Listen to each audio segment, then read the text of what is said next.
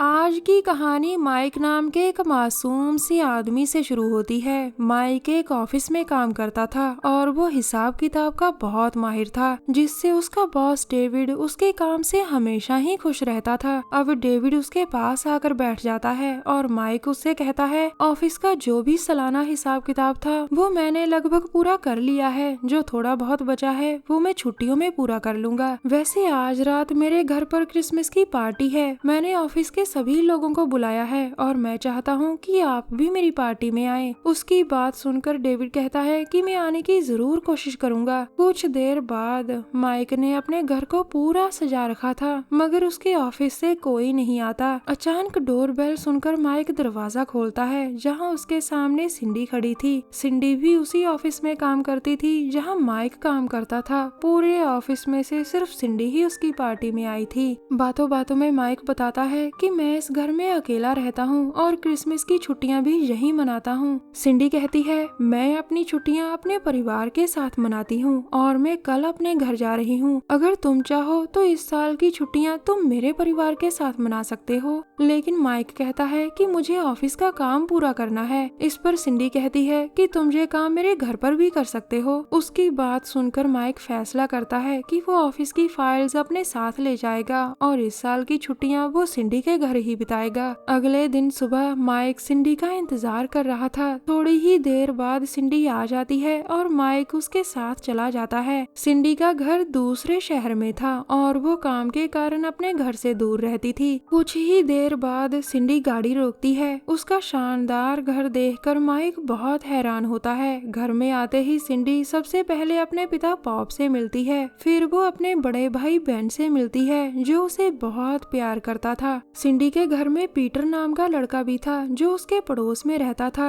इसके बाद सिंडी सभी से माइक को मिलवाती है। आखिर में सिंडी की दादी भी आकर माइक से मिलती है, जिसका नाम मारिया था। थोड़ी ही देर बाद सभी लंच करने लगते हैं। लंच में मीट बना था, जिसे देखकर माइक उस पर टूट पड़ता है। लंच के बाद पॉप माइक को मीठी लस्सी भी पीने को देता है। अब माइक खड़ा होकर कहता है, मैंने इतना प्यारा परिवार और इतना स्वाद खाना कभी नहीं देखा। आप लोगों से मिलकर मुझे बहुत खुशी हुई। मीठी लस्सी जिंदाबाद। तभी उसका बॉस डेविड भी वहाँ आ जाता है। दरअसल माइक को नहीं पता था कि ये घर डेविड का भी है और सिंडी उसकी बहन है। सिंडी और डेविड का ये राज ऑफिस में किसी को नहीं पता था। अचानक माइक बेहोश होकर गिर जाता है, क्योंकि उसकी लस्सी में बेहोशी की दवा मिलाई हुई थी। कुछ देर बाद माइक को धीरे धीरे होश आता है। जिसके हाथ पैर बांधे हुए थे वो उठकर मदद के लिए चिल्लाता है, लेकिन वहाँ मौजूद 3 लोग उसे रोकते हैं। इस तहखाने में जॉर्जिया नाम की लड़की, टोनी नाम का लड़का और मैक्स नाम का आदमी कैद था। जॉर्जिया माइक से कहती है कि अगर तुम ज्यादा चिल्लाए तो वो सबसे पहले तुम्हें ही मार देंगे। उसकी बात सुनकर माइक बहुत डर जाता है और तभी तहखाने में बेन आता है। वो आकर पहले मैक्स को आजाद करता है और फिर उसे दूसरे कमरे में लाकर काट डालता है। मैक्स की दर्दनाक चीखें सुनकर माइक बहुत डर गया था और तभी डेविड आकर कहता है, तुम मेरे साथ चलो माइक। अब वो उसे ऊपर लाकर कहता है, मुझे तो लगा था कि तुम घर में रहकर ऑफिस का काम पूरा करोगे,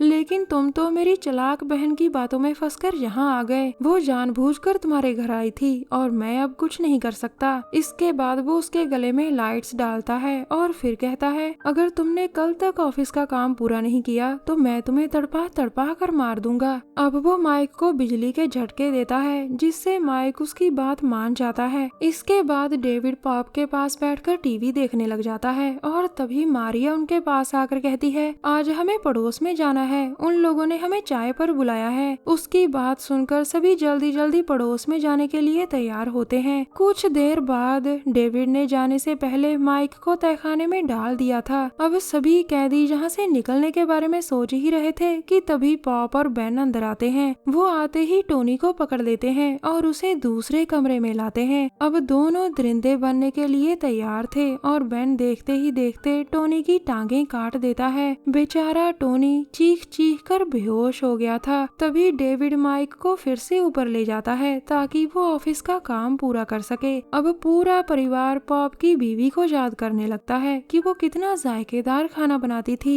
इसी दौरान पीटर सिंडी के खाने का मजाक उड़ाता है और वो गुस्से में आकर उसे ही मार देती है। सिंडी देखने में जितनी खूबसूरत थी, उसका गुस्सा उतना ही खतरनाक था। इसी बीच उनके घर डेंसी नाम की लड़की आती है जो बेन की दोस्त थी। डेंसी जल्द ही पुलिस में ज्वाइन करने वाली थी और आजकल उसकी ट्रेनिंग चल रही थी। बेन उसे तहखाने में लाकर बताता है कि मैं कैसे काम करता हूँ। फिर वो माइक के कंधे को काटने लगता है और जॉर्जिया अपने दांतों से बेन की टांग पर काटती है। ये सब देखकर डेंसी को बहुत गुस्सा आता है और वो जॉर्जिया को बहुत मारती है। पूरे घर में सभी एक से बढ़कर एक थे जिनके अंदर हैवानियत कूट कूट कर भरी हुई थी। अब बेन और डेविड टोनी की जगह पीटर को रखते हैं। टोनी को अभी भी जिंदा देखकर डेविड हैरान था और तभी बेन टोनी के हाथ बांध देता है। अब डेविड, पॉप और बेन तीनों मिलकर पीटर की लाश को काटने लग जाते हैं। दूसरी तरफ सिंडी डेंसी को बता रही थी कि बेन को खाने में क्या क्या अच्छा लगता है। तभी वहाँ पॉप आ जाता है और वो सिंडी के खाने की तारीफ करता है। डेविड ऊपर आकर पूछता है, क्या खाना तैयार है सिंडी? मुझे बहुत भूख लगी है। सिंडी कहती है, मेरी कैनिबल फैमिली के लिए खाना बिल्कुल तैयार है। जी हाँ दोस्तों, पॉप और उसका पूरा परिवार कैनिबल था। आज इनके साथ खाना खाकर डेंसी भी कैनिबल बन गई थी। डेंसी बेन को बहुत प्यार करती थी और जल्द ही इस घर की बहू बनने वाली थी। अगले दिन सुबह टोनी किसी तरह अपने हाथ खोलने में कामयाब हो जाता है। टोनी की टांगें आजाद थी और उसके हाथ कोई नुकीली चीज लग गई थी। फिर वो माइक को आजाद करता है, जबकि जॉर्जिया की हालत बहुत खराब थी। वो इन दोनों को यहाँ से चले जाने को कहती है ताकि वो उसके लिए मदद ला सके। अब माइक और टोनी धीरे धीरे ऊपर आते हैं। टोनी ने तहखाने से प्रेस उठा ली थी